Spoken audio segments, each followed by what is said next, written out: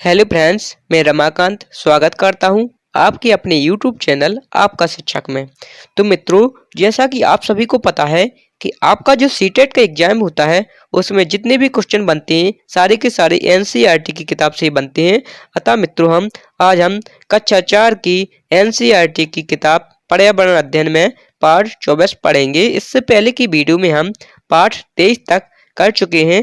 अगर आपने उस वीडियो को नहीं देखा है तो उस वीडियो को जरूर देखें। तो चलिए अब हम शुरू करते हैं। हमारा पाठ का नाम है देश दूर देश की बात। पाठ 24 है। पाठ का नाम है दूर देश की बात। अब इसमें पहला इंपॉर्टेंट पॉइंट आता है जो कि हमारा कि मलयालम में चिट्टपन पिता का छोटा भाई होता है, मतलब चिट्टपन कहेंगे पिता के छोटे भाई को।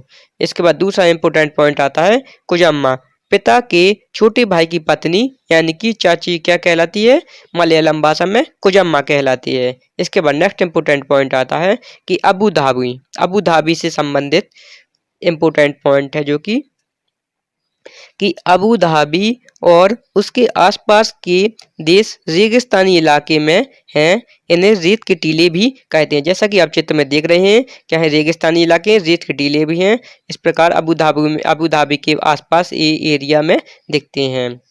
यानी कि अबू धाबी और उसके आसपास के देश रेगिस्तानी इलाके में हैं। इसे हम रेत के टीले भी कहते हैं। अब हम बढ़ते हैं नेक्स्ट इंपोर्टेंट पॉइंट की तरफ। अब आता है हमारे इसमें नेक्स्ट पॉइंट कि वहाँ बारिश बहुत कम होती है। कहाँ बारिश कम होती है? अबू धाबी में। इसके बाद नेक्स्ट पॉइंट आता है कि वहाँ रेतीली जमीन के नीचे तेल होता है, इसलिए वहाँ पेट्रोल आसानी से मिल जाता है। वह पेट्रोल पानी से भी सस्ता है। कहाँ सस्ता है? अबू धाबी में। इसके बाद नेक्स्ट पॉइंट की तरफ बढ़ते हैं हम।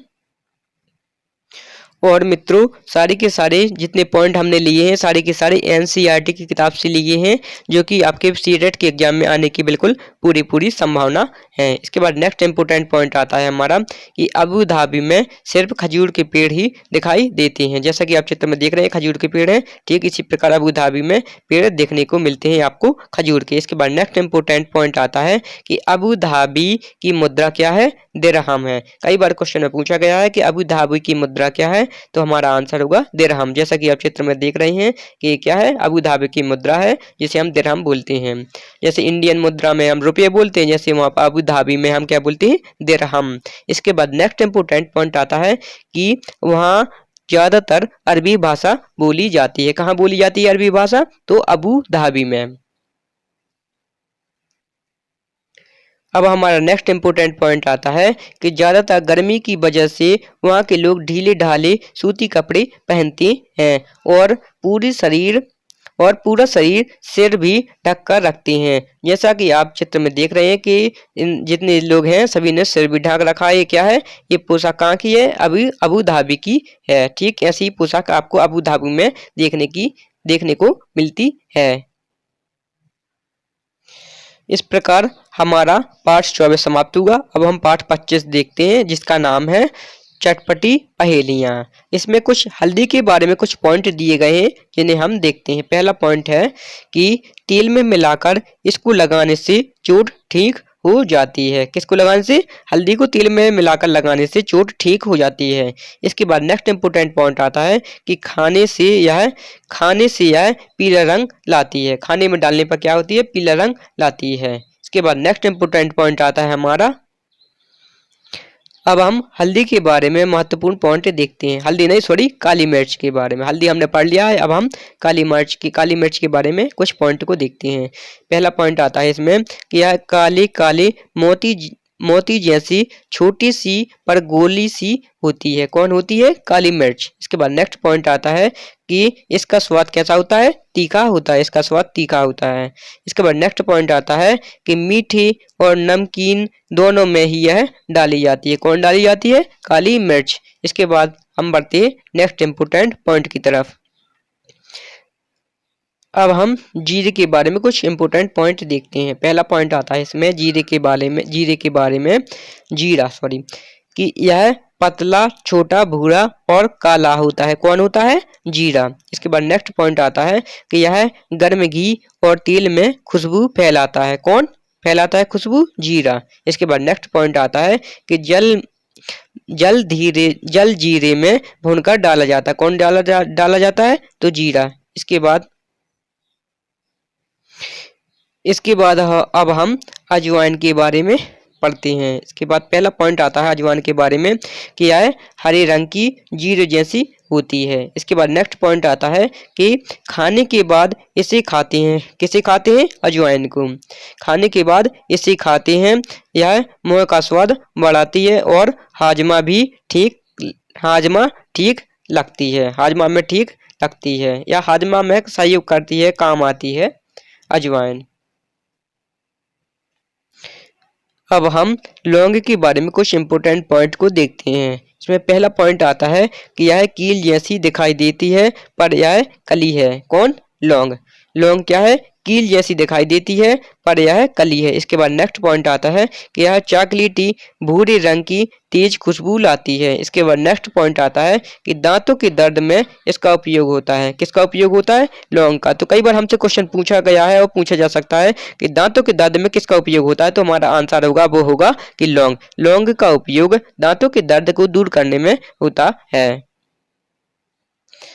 अब हम बढ़ते हैं नेक्स्ट इंपोर्टेंट पॉइंट की तरफ। इसमें महत्वपूर्ण पॉइंट दिया गया है ये कि मसालों का बगीचा केरल। हमसे क्वेश्चन पूछा गया है, पूछा जा सकता है कई बार सीटेट के एग्जाम में कि मसालों का बगीचा किसे कहते हैं, तो हमारा जो आंसर होगा केरल को। केरल को क्या कहते हैं? केरल को मसालों का बगीचा कहते हैं। इसके बाद नेक्स्ट इंपोर्टेंट पॉइंट आता है कि गरम मसाला कई मसालों का पिसा हुआ पाउडर होता है। जैसे कि आपने बाजार में देखा होगा कि जो गरम मसाला होता है वह बहुत से मसालों का क्या होता है? मिक्सचर होता है, यानी कि मिश्रण होता है।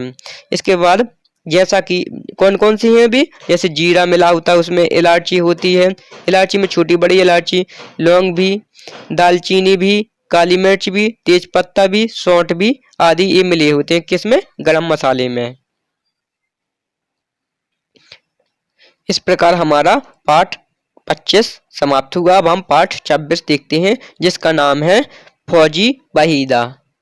पाठ 26 का नाम है फौजी वहीदा। बहुत ही महत्वपूर्ण पाठ है मित्रों। इसमें से आपको एक नंबर का तो क्वेश्चन देखने को मिलेगा ही मिलेगा। 100% एक क्वेश्चन यहाँ से आएगा ही आएगा। तो इसमें पहला इंपोर्टेंट पॉइंट है कि ये भारतीय नौसेना में डॉक्टर हैं। अब हमसे क्वेश्चन पूछा जाए कि भारतीय नौसेना में डॉक्टर कौन है, तो हमारा आंसर होगा कौन होगा? Lieutenant commander Waheeda prism. Lieutenant commander है। इसके बाद नेक्स्ट इंपोर्टेंट पॉइंट आता है कि पहली भारतीय महिला है जिन्होंने पूरी परेड की कमान संभाली।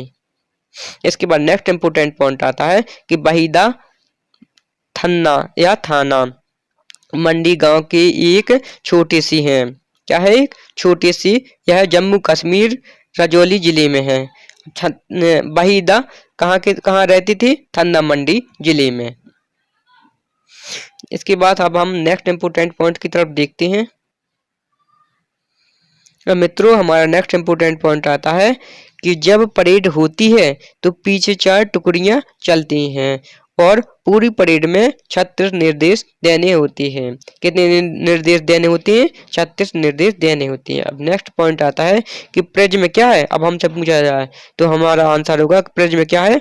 प्रिज्म एक ऐसा कांच होता है जो 7 रंग दिखाता है। क्या दिखाता है? 7 रंग दिखाता है। इस प्रकार मित्रों हमारा पाठ 26 समाप्त होता है। अब हम पाठ 27 देखते हैं। पाठ का नाम है हमारा कि कोशिश हुई कामयाब।